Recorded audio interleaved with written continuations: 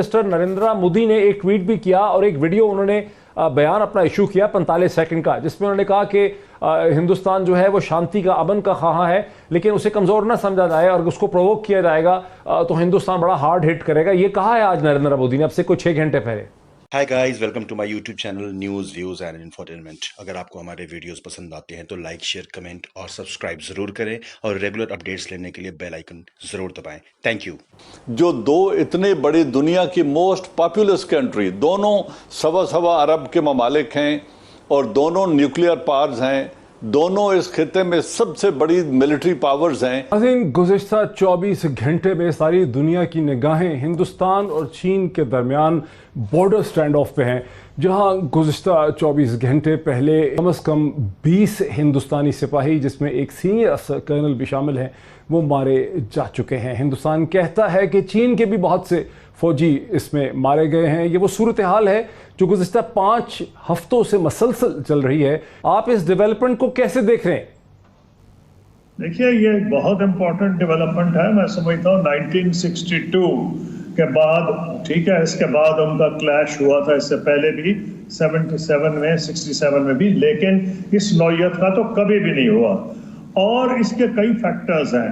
आपको मैं याद दिलाना चाहूँगा कि जब डोकलाम पे क्राइसिस हुआ था तो हिंदुस्तान में एक ट्रायम्फलिज्म, उन्होंने अपनी तरफ से विक्ट्री डिक्लेयर कर दी थी, जैसे वो पाकिस्तान के खिलाफ जब कुछ करते हैं। लेकिन इंडिया ने ऐलान कर दिया कि उनको बहुत बड़ी विक्ट्री हुई है, सारी दुनिया मान गई, इंटरनेशनल मीडिया मान गया। आर्टिकल्स, क्योंकि इंडियन मीडिया को रेगुलरली, वर्ल्ड मीडिया को फॉलो करता हूँ, कई आर्टिकल्स आए, China will have to live with an assertive India, यानी चीन को अब ऐसे मुख्तलिफ भारत में जिंदा रहना पड़ेगा। एक भारत ने दिखा दिया है हटा, लेकिन उन्होंने एक ये फिजा कायम की। ये फिजा क्यों कायम की है, ये सोचने की जरूरत है। उसकी वजह यह है कि जैसे अमेरिका और इनकी चाइना की बढ़ रही है कॉन्फ्रंटेशन, चाहे वो साउथ चाइना सी में हो, अब तो ट्रेड पे थी, ट्रेड का अब कोरोना वायरस पे आ गई है, और प्रेसिडेंट ट्रंप और जो डेमोक्रेटिक नॉमिनी हैं बाइडन मुकाबला कर रहे हैं चीन को अटैक करने में। तो इंडिया ने भी ये सोचा कि जनाब, ये इस वक्त तो सारी वेस्टर्न वर्ल्ड हमारे साथ है, अमेरिका हमारे साथ है, और इसलिए उन्होंने जो जिस तरह डोकलाम में किया, उन्होंने कोशिश फिर यही की है यहाँ, और वो बहुत अच्छा मैं समझता हूँ एनालिसिस इस वक्त जो किया जा रहा है, वो चाइनीज यहाँ अनफॉर्चुनेटली इंटरनेशनल मीडिया पिकअप नहीं कर रहा, और वो ये है कि उन्होंने चाइना को अंडर एस्टिमेट किया है। चाइना हिंदुस्तान से अमन चाहता है, सारे नेबर्स से अमन चाहता है, लेकिन वो ये नहीं चाहता कि हिंदुस्तान ये समझे कि क्योंकि उनकी अमेरिका से कॉन्फ्रंटेशन है तो अमेरिका उनको बैक करेगा और चीन इसकी वजह से पीछे हट जाएगा। कि हिंदुस्तान, जिसको कि अमेरिका टाउट करता है, प्रेजेंट करता है अपने एक स्ट्रेटेजिक एलाय के तौर पे, और ये स्ट्रेटेजिक एलाय जो है वो मसलसल 5 हफ्ते से एम्बेरस हो रहा है चीन के हाथों में। अमेरिकन ऑप्शन इस स्टेज पे हैं क्या?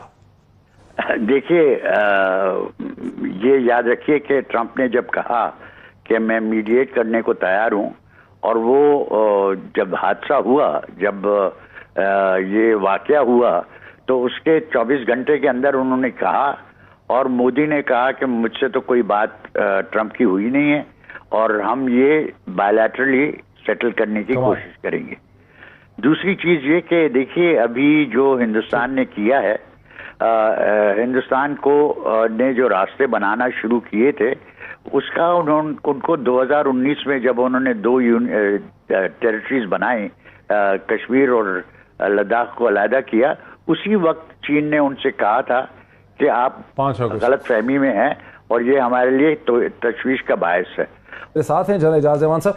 जनरल साहब, 15 और 16 तारीख की जो दरमियानी रात है, हमारी अंडरस्टैंडिंग अब तक ये है कि हिंदुस्तान की किसी एक बटालियन फोर्स ने, जिसमें कोई गालिबन 600 से 700 या 800 नौजवान सिपाही होते हैं, उन्होंने गोलवान रिवर वैली के अंदर अपनी ग्राउंड पोजीशन को निस्बतन इंप्रूव करने की पोजीशन की है, जिसके जवाब में ये कोई मुठभेड़ नहीं हुई है, ये कोई पेट्रोल पार्टीज नहीं है, क्योंकि कर्नल की डेथ हो गई है, जिसके जवाब में पीपल लिबरेशन आर्मी PLA तैयार थी। देखते हैं इसको, क्या हुआ ये?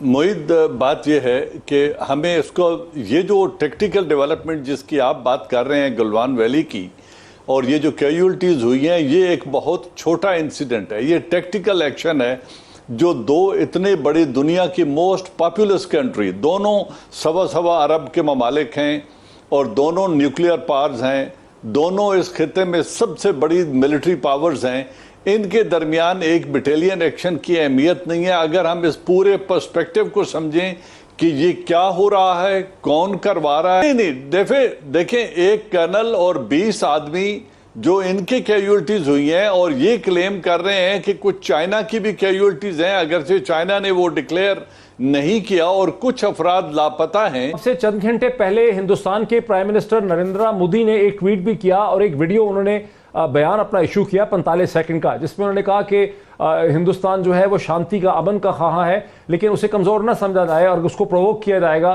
तो हिंदुस्तान बड़ा हार्ड हिट करेगा। ये कहा है आज नरेंद्र मोदी ने, अब से कुछ 6 घंटे पहले। हिंदुस्तान जिसको अंदर आपने सर्व किया है, जहां आपने अंदर से देखा, वहां क्या इंपैक्ट हो रहा होगा इस पूरी सिचुएशन का सियासी तौर पे, जहां नरेंद्र मोदी ने अपने आप को एक स्ट्रॉन्ग मैन की हैसियत से, एक 52 इंच की या 56 इंच की चेस्ट के हवाले से बेचा हुआ है कि वो स्ट्रॉन्ग है, डिसाइसिव है। वो पॉलिटिक्स जो है वो किस तरह से वो पॉलिटिक्स जो है उसमें नरेंद्र मोदी कैसे कुछ कर सकते हैं? देखिए, हमें हकीकत पे मबनी चीज देखनी चाहिए, लेकिन जो पार्लियामेंट्री उनकी मेजॉरिटी है और जो राज्यसभा में भी मेजॉरिटी हो रही है, उनको कोई ये डर नहीं है कि उनकी गवर्नमेंट को शेक किया जाएगा। हो सकता है कि प्रोविंशियल इलेक्शंस, जो स्टेट इलेक्शंस हैं, उनमें कुछ असर हो, लेकिन बाय एंड लार्ज मेरे साथ रहें जरा, मेरे साथ रहें। जल एजाज एवान, एक दिन पहले गुज़श्ता रोज़ पाकिस्तान की इंटेलिजेंस ने एक बड़ी अनप्रेसिडेंटेड ब्रीफिंग दी पाकिस्तान के तीनों सर्विस चीफ्स को। आर्मी चीफ थे, एयरफोर्स थी, नेवी के चीफ थे और चेयरमैन जॉइंट चीफ स्टाफ भी थे। इसकी क्या सिग्निफिकेंस है, कितना ख़तरा है कि हिंदुस्तान और नरेंद्र मोदी कोई एडवेंचरिज्म करें कश्मीर में, गिलगित बल्तिस्तान में, कहीं और? जो भी खतरात हैं उनको एवेल्यूएट करना, उस इंफॉर्मेशन को एनालाइज करके ऑपरेशनल डायरेक्टरेट को देना कि आप इस पर आप मिलिट्री रिस्पांस बनाएं ताकि हम कल सरप्राइज ना हो। ये ब्रीफिंग दी गई और यही वो एनवायरनमेंट जो रीजन में डेवलपमेंट हो रही है, जो हिंदुस्तान के अंदर हो गई है, जो पाकिस्तान को डायरेक्ट या इनडायरेक्ट खतरात हैं उनसे उन्होंने आगाह किया है। चाह रहा हूं कि हम बड़ा नैरो व्यू ले रहे हैं, हिंदुस्तान के अंदर कुछ नहीं होगा, उनकी हुकूमत बहुत स्टेबल है पॉलिटिकली, अपोजिशन उनकी मार्जिनलाइज्ड है, एडमिनिस्ट्रेशन, जुडिशरी और मैसेज हुकूमत वक्त के साथ खड़े हैं।